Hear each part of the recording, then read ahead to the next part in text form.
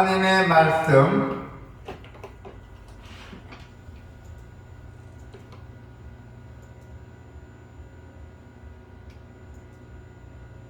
마가복음 16장의 1절부터 11절입니다.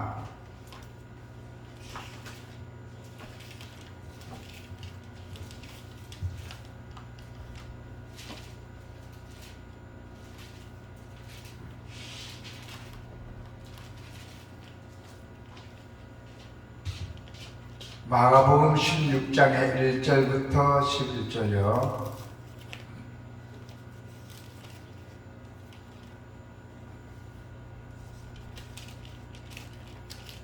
오늘이 부활절 마지막 설교입니다. 다 같이 한번 같이 나갑시다. 시작. 안식일이 지남에 막달라 마리아와 야고보의 어머니 마리아와 또 살로메가 가서 예수께 바르기 위하여 향품을 사다 두었다가 안식 후 첫날 매우 일찍이 해 돋을 때에 그 무덤으로 가며 서로 말하되 누가 우리를 위하여 무덤 문에서 돌을 굴러 주리요 하더니 눈을 들여 본즉 벌써 돌이 굴려져 있는데 그 돌이 심히 크더라.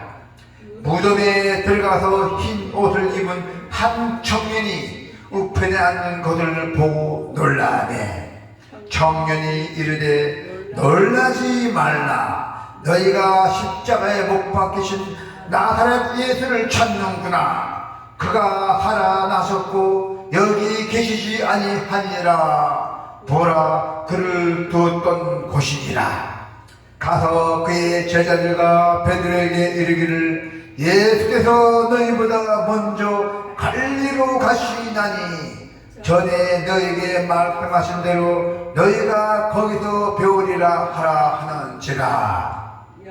여자들이 몹시 놀라 떨며 나와 무덤에서 도망하고 무서워하여 아무에게 아무 말도 하지 못하더라. 예수께서 안식 후 첫날 이른 아침에 살아나신 후 전에 7 귀신을 쫓아내어 주신 막달라 마리아에게 먼저 보이시니 마리아가 가서 예수와 함께 하던 사람들이 슬퍼하며 울고 있는 중에 이 일을 알림해 그들은 예수께서 살아나셨다는 것과 마리아에게 보이셨다는 것을 듣고도 믿지 아니하니라. 아멘.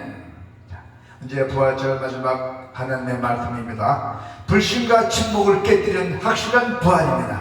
부활은 확실합니다. 세상에는 가끔 믿을 수 없는 일들이 일어납니다. 머리가 둘 달린 뱀이나 다리가 3 달린 닭이 존재하기도 합니다. 우리는 이런 일들 신기하게 봅니다.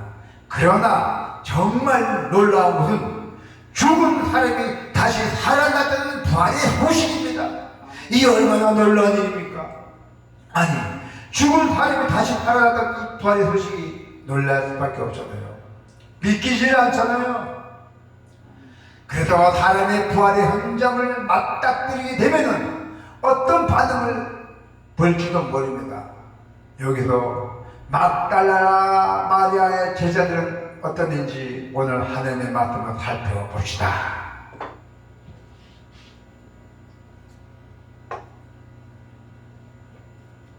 안식일이 지나고 막달라 마리아와 여자들이 예수님의 무덤을 찾아갑니다. 예수님의 시신에 향품을 바르기 위해서요. 향품. 그래서 이 여자들은 끝까지 예수님을 사랑해 마지막까지 헌신하기로 원했던 것이에요. 죽은 시체를 향품을 몸에 뿌리려고 갔던 것이었어요. 그리고 이들이 바로 부활의 첫 번째 증인이 되었던 것입니다. 하나님은 예수님을 사랑하는 사람에게 기쁨의 소식을 반드시 들려주십니다. 할렐루야. 이 여인들은 누가 무덤 문에서 돌을 굴러 줄지 근심했대요. 무덤 앞에 큰 돌을 쏘는데 그 누가 굴릴까요? 절대로 인간의 힘으로는 그 돌을 굴러 줄 사람이 없대요. 그 당시에 무덤을 막고 있는 돌은 엄청나게 컸습니다. 장정들이 10명, 20명이 와도 못 굴립니다. 그런데 놀랍게도 무덤 입구의 돌이 이미 굴러져 있었던 것이에요. 신기하죠? 타절에 보니까 어떻게 나왔어요? 눈을 들어본 즉 벌써 돌이 굴러져 있는데 그 돌이 힘이 크더라 했대요. 굴러진 이 돌은 부활의 증거예요. 하나님이 이 부활의 사건의 주체심을 보여주신 증거입니다. 구원은 하나님이 이루신 일입니다. 할렐루야. 그래서 이 여자들은 믿기 어려운 놀라운 소식을 듣습니다. 어떤 놀라운 소식을 들어요? 무덤 안에는 흰 옷을 입은 한 천사가 있었어요. 그 예수님 무덤 안에 예수님은 안 계시고, 무덤 안에는 예수님은 안 계시고 흰 옷을 입은 한 천사가 있었고, 그 천사는 예수님이 살아나셨다는 소식을 전해주고 있어요. 어떻게 전해줬어요? 자, 5절에서 6절 한번 봅시다. 무덤에 들어가서 흰 옷을 입은 한 청년이 우편에 앉은 것을 보고 놀라매 청년이 이르되 놀라지 말라. 너희가 십자가에 못 박히신 나사렛 예수를 찾는구나. 그가 살아나셨고 여기 계시지 아니하니라. 보라, 그를 두었던 곳이니라. 자, 이 얼마나 놀라운 일입니까? 이 여자들은 들어도 얼른 믿지도 못하는 그녀들에게 천사는 예수님은 누워 계셨던 것을 직접 보라고 합니다. 천사가 마리아의 여자들을 보고 들어와라. 너희들이 예수님이 잘 누웠던 곳이다. 직접 보라. 그 증거를 확인하려고 보냈던 천사가.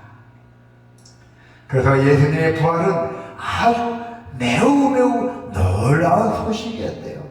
믿기 힘든 소식이지만은 분명한 사실입니다. 분명하게 부활하셨던 것입니다. 우리는 예수님의 부활을 사실로 믿는 사람들입니다. 할렐루야. 여러분들과 저나 우리는 예수님의 부활을 확실히 믿는 사람들이에요.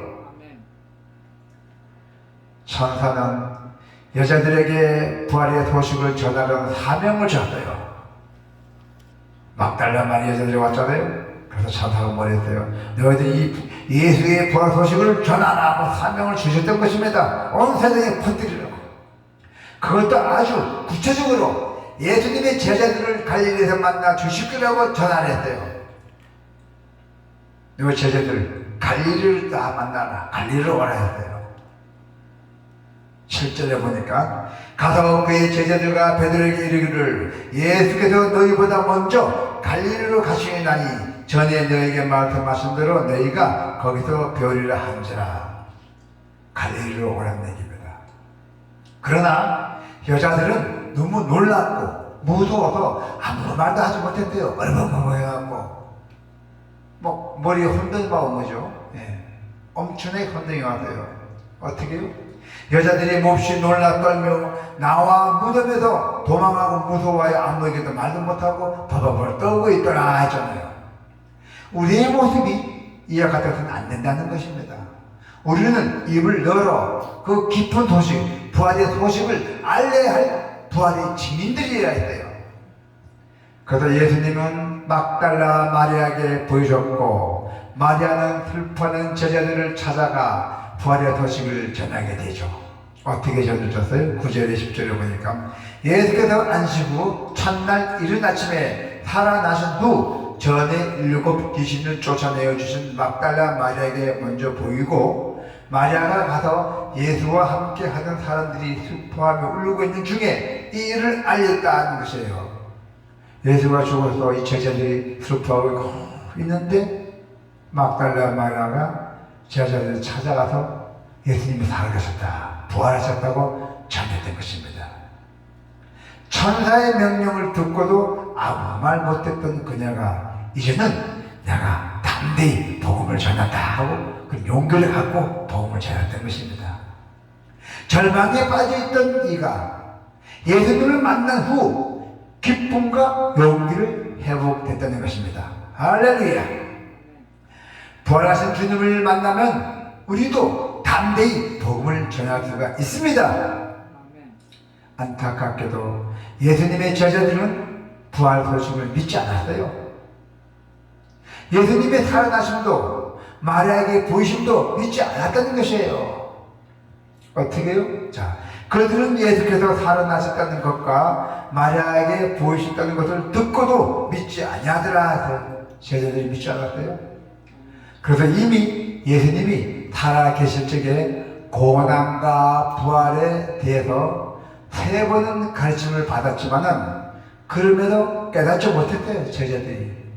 어쩌면 당연한 일이죠. 죽은 사람이 다시 살아났다는 것이 도저히 납득이 안 가잖아요. 자, 그래서 이제는 그만큼 연약한 존재이기 때문입니다. 우리 인간은. 추후 성령님이 임하신 후에는 이들이 놀랍게도 변하게 됐어요. 추후에 성령님이 임하신 후에도 이들이 놀랍게도 변했다는 것입니다. 어떻게 해요? 우리의 힘만으로는 주님의 말씀을 다 기억해낼 수 없다. 또 실천할 수 없다. 네, 우리의 힘만, 우리 인간의 힘으로는 어떻게? 오직 성령의 도우심만이 우리의 믿음을 붙들어 주신다 했어요. 할렐루야! 오직 성령의 도우심이야. 성령 없이는 아무도 못한다는 얘기예요. 오직 성령이 있어야 된다는 얘기예요. 예수님의 부활은 매우 확실한 사실입니다. 그러나 처음에는 예수님의 제자들조차 믿지 않았고 또한 천사를 만난 여자들조차도 부활의 소식을 곧바로 전하지 못했습니다.